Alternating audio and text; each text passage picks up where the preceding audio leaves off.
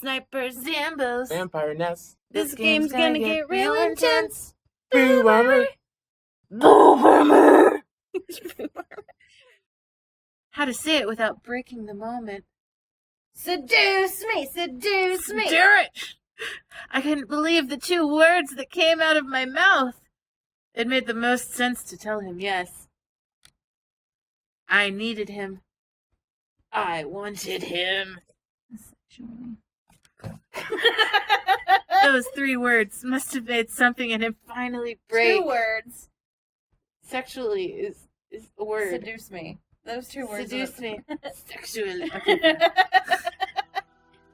Erik simply ran his fingers down his vest and shirt, releasing the buttons and revealing his bare chest to me.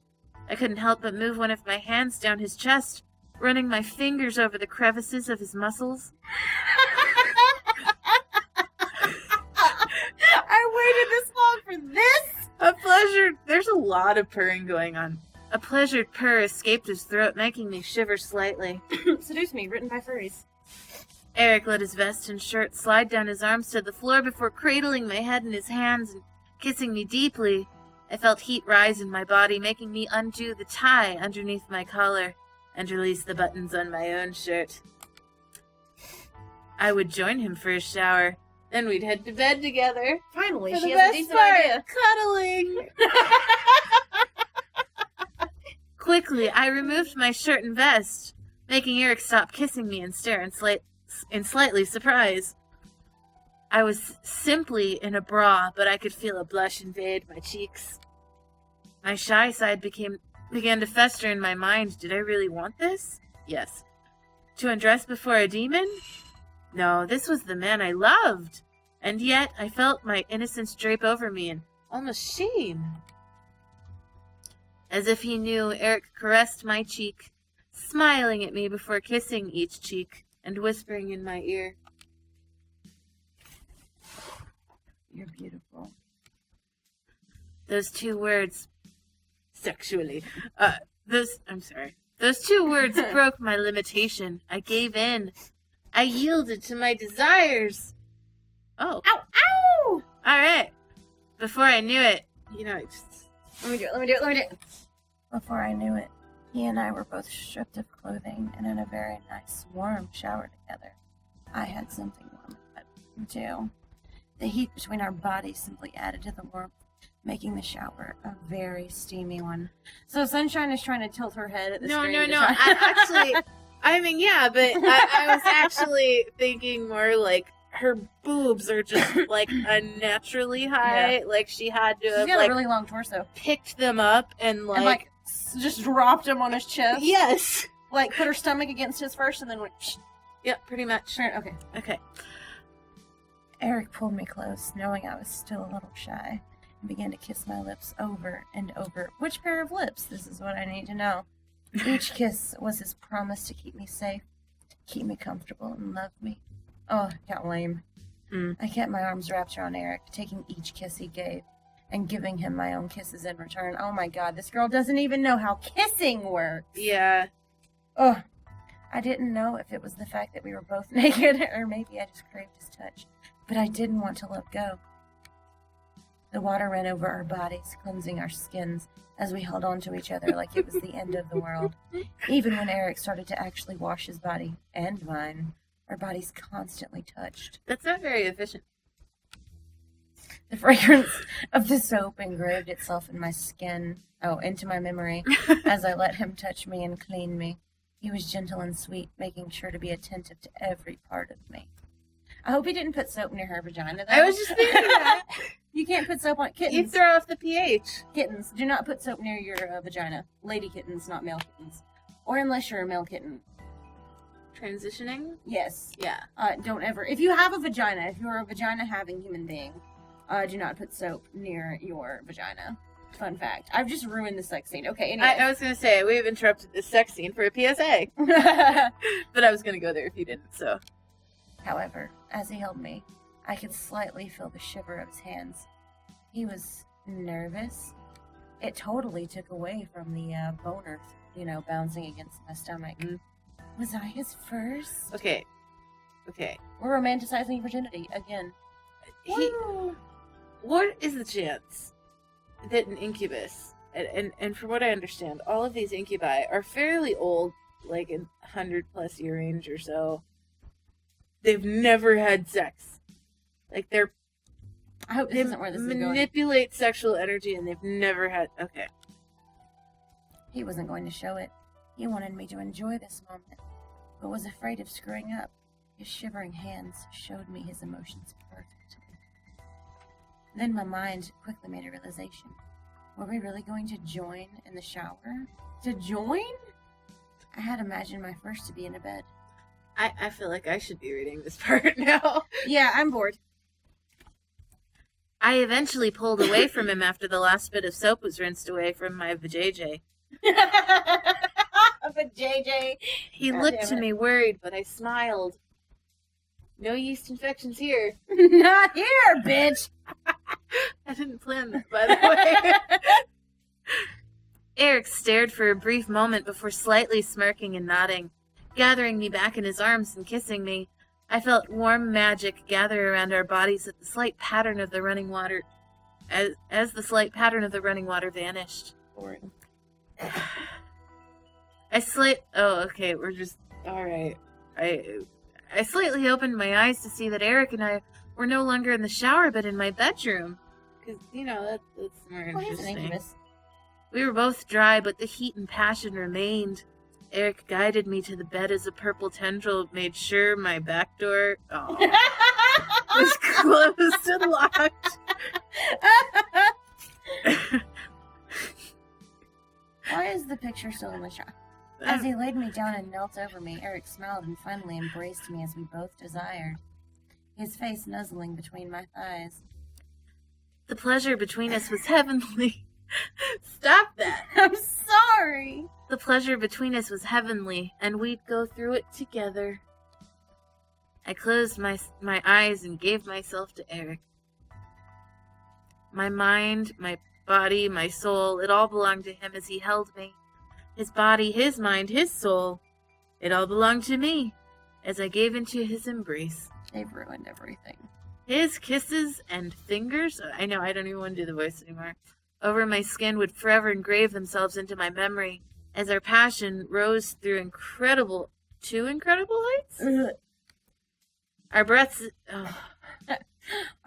and moans to each other equally sounded and echoed, like a blissful chant we never wished to end. We kept moving, loving, feeling every inch of our bodies until we had enough, and I was enveloped in his embrace. Skin to skin, heartbeats matching, we held each other in the glow of the aftermath. Okay, and I've seen this a lot in Otomes, which I am now much more well versed in, sadly, but they treat heartbeats like periods. Like, heartbeats just sync up. They treat heartbeats like periods. Yeah, that's not how the heart works. You don't just I'm really close to you, let's match up. Yeah. What? Nothing, I was reading something. Okay. I'm gonna assume we read this. I nuzzled my head under Erik's chin as he held me close. Hey. I love you so much. I love you too. Just to hear those words from Erik's mouth versus other places made my heart flutter. To hear me answer made my soul warm in glee. Boo. I hate every part of these two sentences. Boo. I could feel both of us sink into a peaceful sleep together. It was the best sleep I'd had in days, and I was slightly less frustrated. I had love and I had my happiness. My life was simply perfect. When I opened my eyes, I found myself staring into Erik's bare chest. I blushed, but looked up to see Erik still sleeping. His sleeping face made me giggle softly, but the reality of the situation made my heart flutter. Uh-oh. Lost my virginity. I couldn't believe it. I was lying next to a man I had grown to love with all of my heart. Boring. Completely unconscious, and I had the Sharpie. His warm embrace made me feel safe, and Had nothing to do with the tentacles wrapped around me. as the tender moment we just shared replayed in my head, I couldn't help but smile and snuggle into his dick-covered chest further. Unconsciously, he held me tighter to his body, giving me more of his warmth. I didn't want to move, but then my core suddenly tightened and made me sit up without waking the man next to me. I felt my legs move and bring me to my balcony window. This is where the patio comes in with Diana. Oh. Just the vanishing patio. Where I opened the glass and stepped out onto the patio. Oh, I can stop doing the voice now. Oh, here she is. I stared wide-eyed at Diana, who sat cross-legged on the railing of my balcony, with her glowing red eyes-eyed stare upon me. I opened my mouth to object, but Diana stopped me. Before you get all huffy, I didn't come here to take your precious man away. By the way, how was it exactly? Demons are the best lovers, after all. I don't know why I stare at you while I say things like that. Every time. I glared! What do you want, Diana? Well, I just wanted to see how you truly feel. You know, without him around to influence you.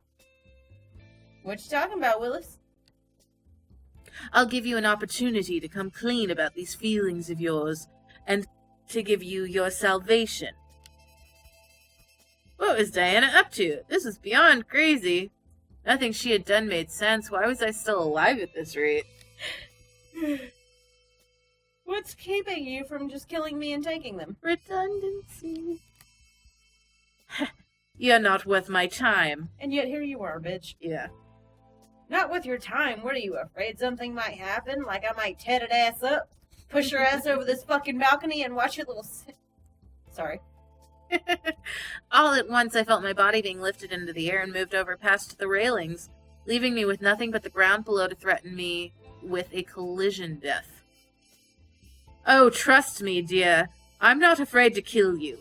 I can drop you right now and leave your body to rot until the morning when the boys would find you. I wanted to speak, but the thought of her letting go and letting me fall to my death scared my voice into silence. Diana then chuckled and willed my body back to the balcony, setting me down gently. Alas, if I kill you, then the boys would never come back with me willingly back to the demon world, and then I'd have to chase them all around the world, or kill them, or drag them back, but then the father wouldn't be happy, and blah, blah, blah. Too much whack. Diana seemed very business-oriented, as if the boys were cargo more than men. It irked me, but she then smiled. I'm giving you one more chance to denounce your love for the demon in your bed, and let me take him and the other boys back to the demon world. She's giving us a lot of power here. And why, may I ask, would I do that? There are so many reasons why, actually. There's the reason that he's a demon and you're a human, so you two can never truly have a happily ever after. Then there's the reason that demons truly do not know how to love, despite what he may proclaim. The list goes on and on. The point is, if you give me the boys, I will promise you eternal happiness. Eternal happiness? That's right. I have the power to give you anything you desire. Men, power, women, money, fame, name it and it's yours. A demon never goes back on their word, and I have the power to obtain anything you wish. Our deal is your contract. I could only stare in shock.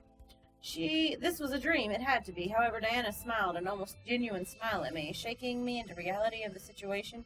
She would never smile like that. Don't you wish to be free of your destiny? Your father constantly berating you to become the next CEO of your grandfather's company. How did you... I was almost floored and surprised. How did Diana know all of this? She was a succubus, yes, but how could she know anything beyond sexual desire? She wasn't Damien. Diana chuckled and leaned back against her arms. Just because I play with hearts and sex doesn't mean I don't know my way around the human mind. You happen to be an open book of information, but I digress. I can give you your freedom with ease. It'll be like you were always meant to have it. All I ask is that you hand over the boys. What do you say? Was I seriously being given a choice? The men I love For anything I wanted, a demon like Diana was powerful enough, yes, but did I even want to consider giving up the man I loved? No. She must have been crazier than I thought. I glared. Absolutely not. I ain't giving up that dick for shit, bitch. Diana sighed and stood up on the railing. What I wasn't expecting was her lifting me in the air. I tried to scream, but my voice suddenly became locked in silence. What was Diana doing? Diana made me float over her as she smirked and we touched noses. Well, if I can't return home with the boys, I might as well return home with the power to fight back. Oh. Diana finally leaned in and kissed me. I shut my eyes, feeling the need to bite her lips, but finding no muscles in my face listening to my mental commands. Yeah, we did all this. One evening, a good couple of years after the boys and I had met, I had a moment to myself, so I wandered my house and took in all that had happened as if it was all a dream. The demons, the devils, the magic, it was all surreal to believe. It almost frightened me to think that it could have been all a dream. But the warm feeling in my heart reminded me that it was all real. The demons, the magic, the love I had, all real. Sorry. I smiled as I held my hands to my chest, relishing in the feelings dancing within my soul. I let out a happy sigh before looking up and seeing where I had wandered to. I was standing at the entrance to the backyard, and the door was slightly ajar. I peeked out to see Erik standing by the gazebo, looking up at the moon in the sky. I slowly opened the door and exited the house, walking toward the man who held my heart. Hearing the grass beneath my feet, Erik turned his head and smiled at me. Good evening, princess. I smiled and blushed a bit, moving Why to am I stand still at Eric's blushing? side. I don't know. I'm like imagining this scenario where he's like, "Good evening, princess." Just like, you're still fucking calling me that? It's been like 5 years. Right. Yeah. What are you doing out here? I'm merely making friends with the moon, my love. I'm not gonna lie, that's kind of cute. That is. I blushed deeper. Hearing him call me his love made my heart skip a beat. He only does it 50 times a day for the past 3 years. Yeah. Erik chuckled, most likely being able to see the blush through the darkness of the night. I wanted to see the night sky. The yard is one of the more perfect places to stargaze, don't you agree? Yeah. I found myself staring up at the sky as well. The stars all glimmered in the dark blue, almost pitch-black sky. They all seemed to cast an entrancing spell on my eyes, not letting me look away. Not that I cared, anyway. Erik gently wrapped an arm around my waist, pulling me close to him without breaking my stare at the sky. I don't deserve you. I raised an eyebrow at me and looked at Erik, confused. What did he mean? Erik simply stared at the sky, holding me gently to him. You're much too wonderful to be loving a demon such as myself. As cliche as it may be, the beauty fell in love with a beast with an insatiable hunger for lust. No. But you're not a beast, Erik. You are the love of my life. You're a water buffalo.